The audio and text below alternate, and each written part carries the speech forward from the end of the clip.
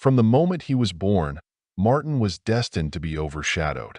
He was the second son of Pedro IV, the ceremonious king of Aragon, which meant the throne was out of reach for him.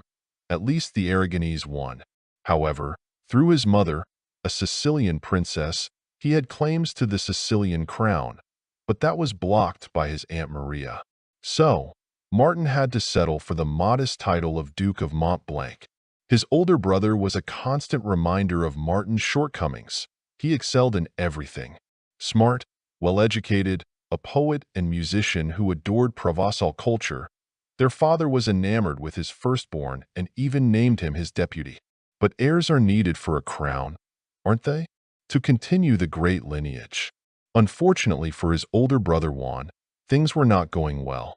His first fiancée, Jeanne of Valois, the daughter of the French king, died on the way to their wedding. His second wife, Maud Armagnac, whom he married in the year 1373, passed away 5 years later without bearing any children. After that, Yolande de Bar was betrothed to Juan, but she only gave birth to 2 daughters. Meanwhile, Martin married a determined young woman named Maria Lopez de Luna.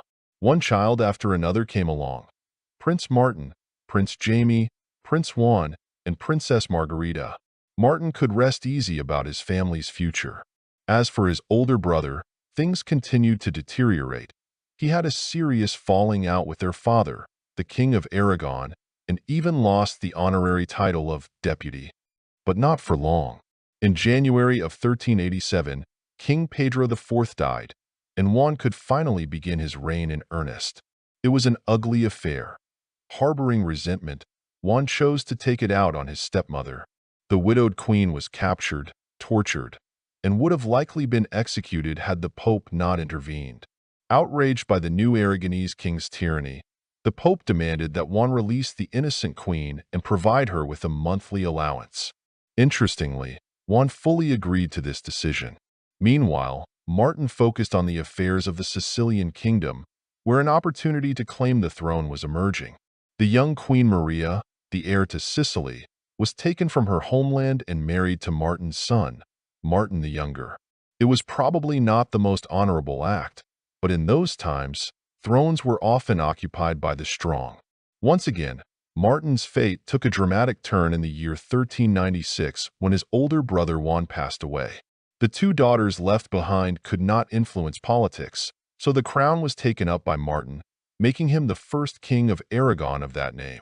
He could have breathed a sigh of relief. He occupied his father's coveted throne, and the Sicilian kingdom was under the governance of his eldest son. Even the claims made by his nieces from time to time didn't trouble him much. Martin had enough strength and influence to fend off all attacks. But no one can truly know what the future holds. His wife, Maria de Luna, had passed away. The legitimate heirs of the king, Princes Jaime and Juan, and Princess Margarita, were also gone. In the year 1401, the young Sicilian Queen Maria died, followed by their shared son with Martin the Younger, and then Martin the Younger himself. Aragon no longer had any claim to the island. But not so fast. Martin was undeterred and declared that he would inherit from his own son. Thus, the Sicilian kingdom remained under the wing of Aragon.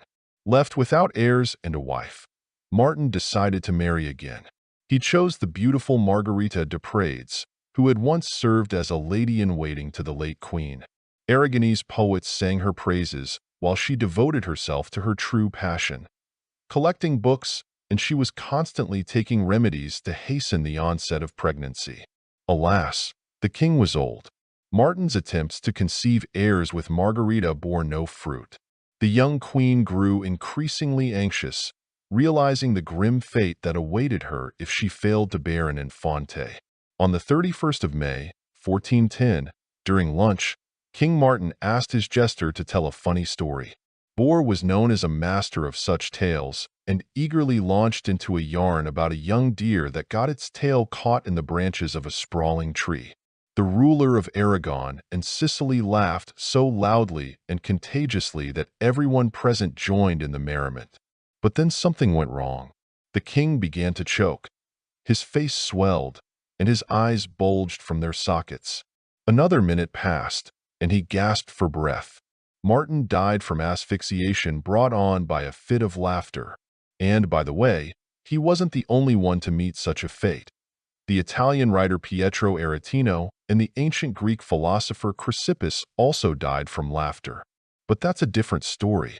Feel free to subscribe, comment, and like.